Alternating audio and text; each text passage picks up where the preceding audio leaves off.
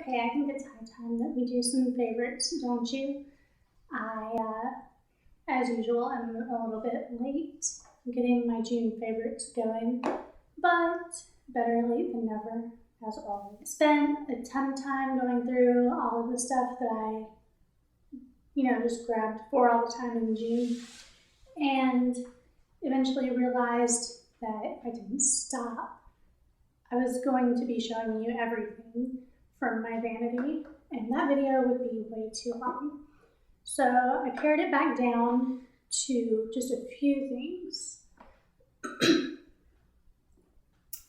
My first favorites for June, just because it's summer now and I love it, are Burberry Eyeshadows, specifically Pale Barley, which is kind of a wheat color, sort of a shimmery wheat shade, and Dark Sable, which is a cool ash brown matte. Both of those are, both of them are not available in the new Burberry eyeshadow formula. Pale Barley is still available, but Dark Sable I couldn't find, at least on the Nordstrom website, so I think it's discontinued. Taupe Brown is really similar though. Favorites because these are super easy to use. They just have great color payoff. They're trying to show you. Come on, camera, you can do it. Yeah, they have great color payoff. They're super smooth. And those two shades are enough to do just a really simple natural eye during the summer because it's hot outside and it sits around like 60-70% humidity here from July to about the end of August. And honestly, some days I just don't feel like dealing with makeup very much. So simple as possible. My next favorite is the Shivaji Exotique Healthy Glow Powder, which was the limited edition from last summer, I think, last summer collection. So this exact one is not available anymore, but it's the same as their regular Healthy Glow powder in number two. So I'll link that below. This used to have a really pretty design on it. As you can see, I have desecrated it just beyond recognition. That's okay because even limited edition products are meant to be used, right? Right. I've been a big fan of this, not just because it's a great bronzer, which it is, but I have at least one foundation from last summer that I'm finishing it up, trying to finish it up before it expires. That's a little bit too light for me. So I've been using this guy to warm that up and make it not look quite so ghostly. And, for the product itself, I'm a big fan because it is a hard texture and you don't really get a ton of product off just in one swipe. So it's hard to over apply, which is good because going overboard on the bronzer is not an attractive look for me. I'm not saying it's bad for everyone, but it's bad for me. So it takes kind of a firm brush to pick up, which I'm fine with. You get the perfect amount. It doesn't fly everywhere, not too powdery. It's been fantastic for those days when I need to either warm up my foundation or if I just want a little more of a bronzy glow. And also because I do not necessarily want to fool around with, you know, the full face makeup during the summer. And you guys knew this was going to be in this month. Don't look at me like that. This is the Shivaji Rouge à Porter. These are thinner than the regular Le Rouge.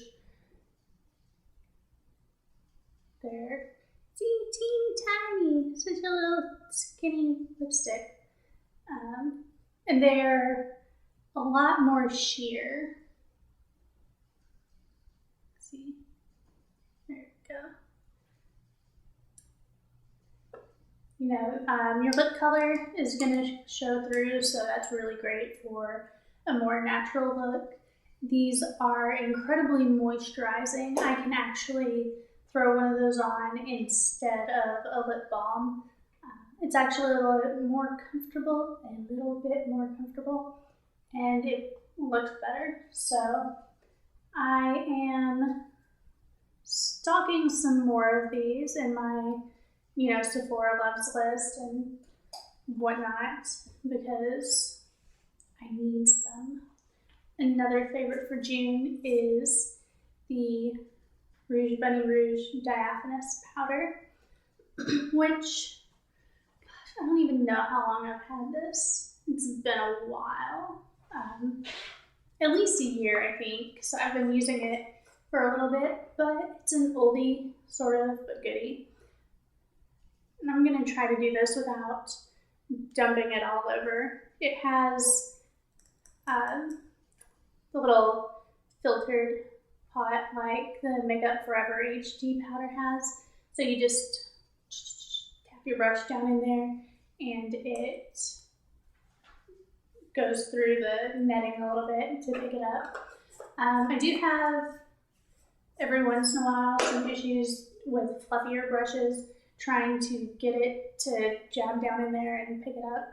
So what I'll do is take the brush, set it against the netting, and just tip it over a little bit like that and tap off the extra. And that way you end up with, you know, a good amount, but not too much. This is my go-to summer powder because it sets foundation really well. I pretty much only wear liquid foundation or tinted moisturizer. So in the summer I do need something to set it with just because it can get to be a real disaster really early in the day if I don't use some kind of powder over it.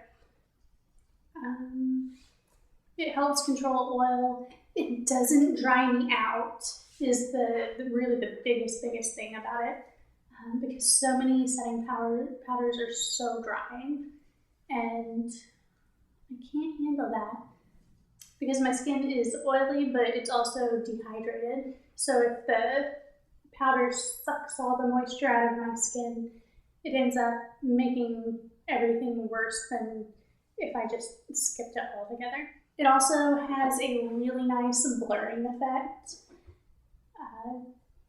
I did a comparison between it and the Makeup Forever HD powder a long time ago, not too long after I got the Rouge Bunny Rouge one, and it was like night and day, basically.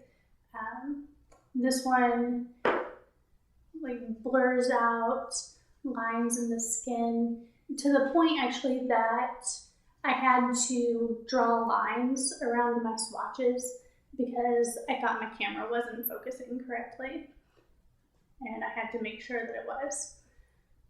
So great blurring properties. I tested it. I tried to get flashback with it, with, you know, direct flash photography. I could not do it until I piled so much on that you could see it on my face. And if you're doing that, you're doing it wrong. My last favorite for June kind of already sneaked in here because I needed it to demo, but that is the Chikuhodo MK2 powder brush, which I'm trying to get that, there we go, get that maki pattern without a huge reflection on it.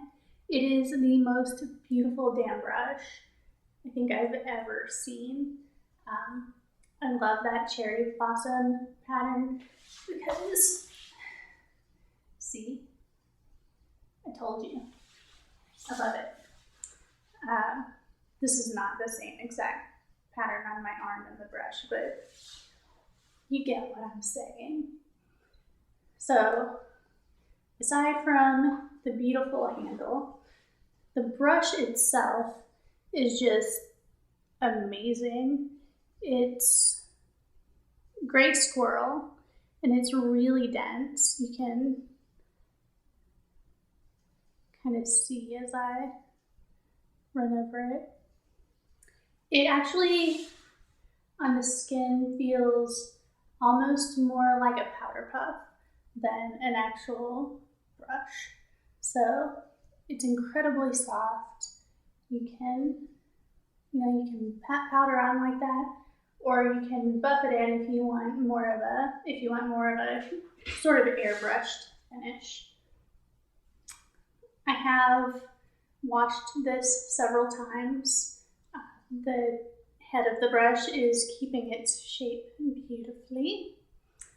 It's lost maybe 3 or 4 hairs, not too many, but what I'm saying is the construction is great. All of the, there are no sharp bits or loose spots where the ferrule is joined. And that's June. Those were my favorites. If you want to tell about your favorites for the month of June, or from your whole life or whatever, you can put them in the comments. And I'll list all of the things that I mentioned here and all of the things that, any posts that I mentioned and whatnot.